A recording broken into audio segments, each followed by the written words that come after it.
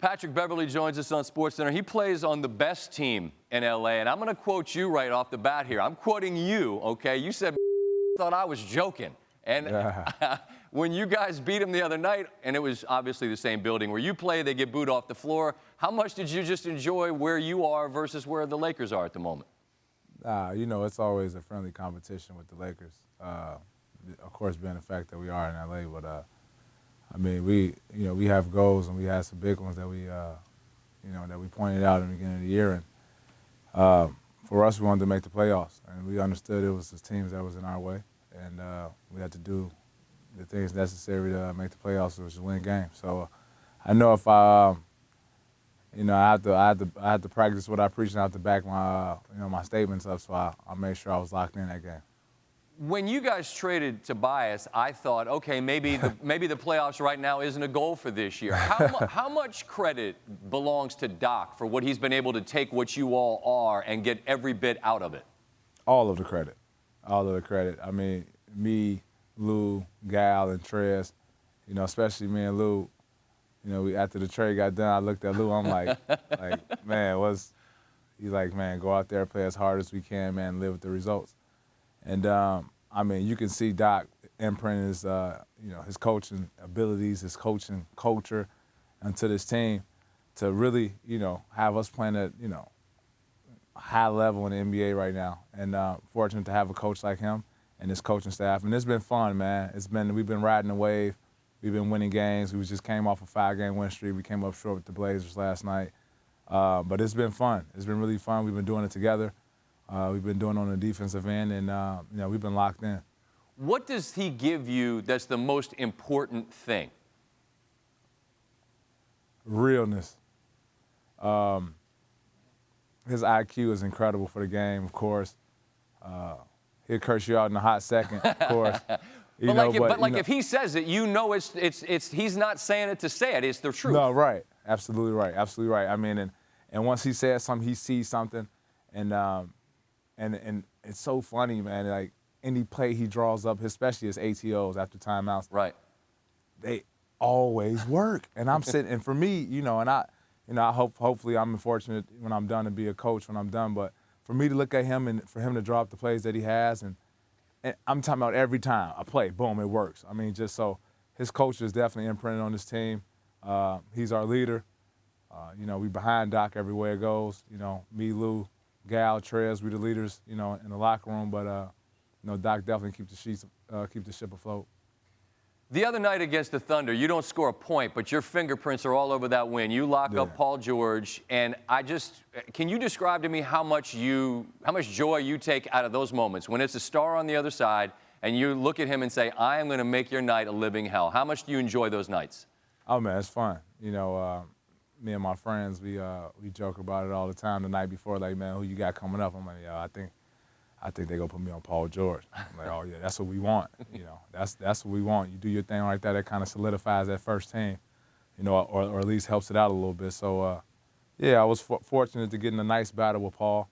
For me, it's kind of easier for me to guard the bigger guards because I am smaller and kind of, feet-wise, kind of faster. So I knew I had a big challenge in Paul, but I looked at it like, it's a great battle, great test, great player, good team, and I'm see what I can do. Who's your favorite?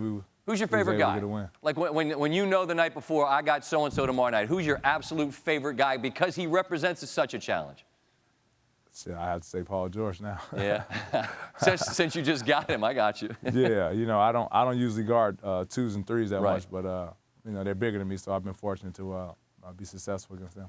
I was trying to figure out how to frame this question because when you're successful because of your approach, like to change it wouldn't make any sense. But as you have enjoyed success, how hard is it to maintain the level of intensity that is required to do what you do? Consistency locked in, and consistency and locked in and being locked in. I think those are the two for me. According to detail is a big thing for me also. Just the small things that you have to do constantly, no matter what, throughout a game to be successful. And you do those 3 things, man, you put yourself in a position to win a lot of basketball games and be successful. So consistency locked in and attention to detail for sure. When I watch Montrez play, I feel like I'm looking at a 6'8", 250-pound version of you. The passion, the intensity, the energy. How much do you see of yourself in a bigger version?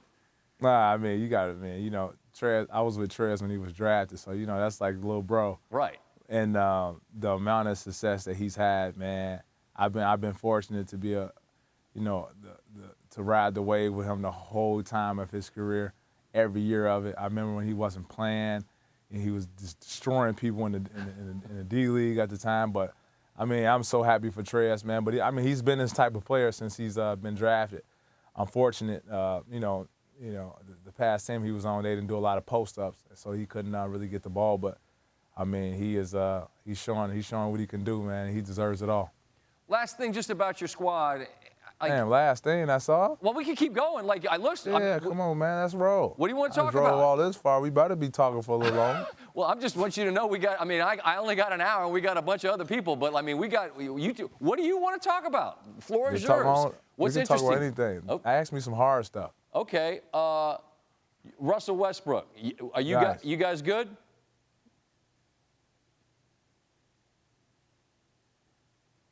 I don't know. You got to ask him.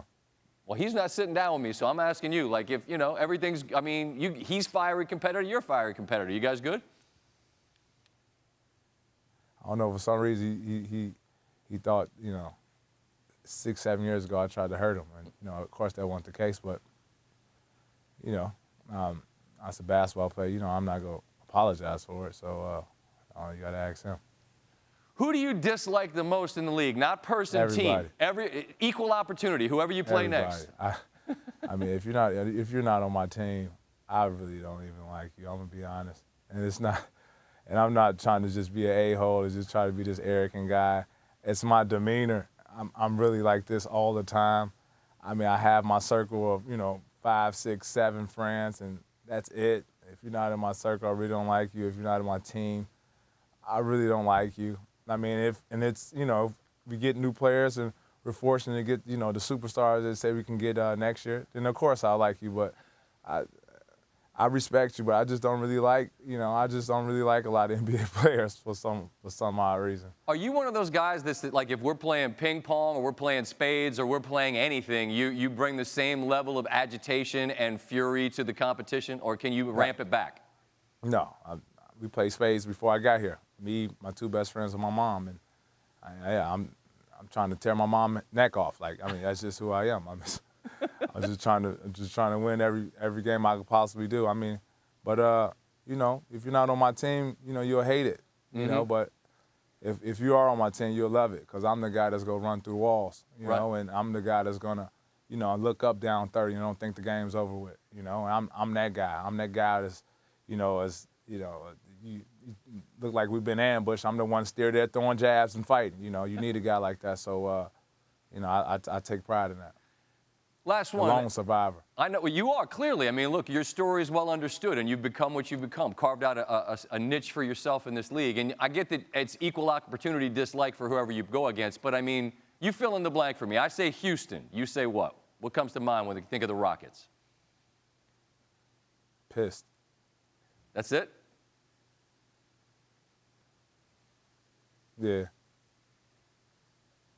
I like this. Go ahead. Let's do another one. If your paths cross with them in the playoffs. If you're the guy, like, you know what? If I ask somebody, like, who would you want to play, the people will never answer that question. Who do you want to play in the playoffs? Who do you want to see first? It doesn't matter. People say we ain't supposed to be here, so it wouldn't matter. But of course, if we play the Rockets, it'd be fun. But it doesn't matter. All right, you want to keep going? I'll throw another one at you. I like this phrase. All right, thing. you answer the question. What comes to mind? I say Lonzo Ball. You say what? Easy. Easy? Okay. Zion. Freak. Now, when I hear people say he's going to join the league next year and be the most athletic guy in the league, I'm like, hold on a minute, man. They're the greatest athletes in the world playing your league. Yeah. So I get that he's crazy, but, like, there's some guys already there. Will he be targeted the way, like Ball, when you played against him, that was like a hamburger hanging off his neck, and you just were going to get it. But the NBA knew what they were doing with that. Yeah? Yeah. I mean, but, you know, his dad asked her that too, so you know how that goes. Well, that first night was, you know, we could all see that coming. But last quick thing, like, will Zion, will he wear a target because of how much he's been built up by people like us? No, because the ball's not in his hand a lot. He's not going to be the guy who has to make the play every time. He's going to be, I mean, depending on where he go, hopefully he's fortunate to go to a good team where, you know, they have a good ball dominant point guard who can, you know, get in the pocket, give him the pocket passes, and he can show off his athleticism in there. You want to check him? I mean, I don't know. I almost cursed on this show. You know, I don't care. Oh, no, I cursed when we started. We can beep it. We're not live, so don't worry about that. Yeah. We do have a show though that's going to start here in 10 minutes. So if I don't say goodbye, then we're going to have a problem. So I have to say so long. I like problems, so we can just keep going. I understand, but I have to go. You can stay right there. You're gonna have a job. They're not like they're gonna fire you. This is one of the best shows. Is it? I think so. I appreciate that. Listen, I know that you made time in your day for us, and I sincerely appreciate that because we love your approach. I look at a guy like you and I think never be satisfied, always keep fighting to keep your place in the world. So good luck in the playoffs, and since you enjoy talking with us, we're happy to do it once you get there if you got time. Yeah, for sure. We definitely knock that out. All right, my man. Stay well, stay healthy, keep doing your thing. Thank you so much for doing this. Thank you. Appreciate it.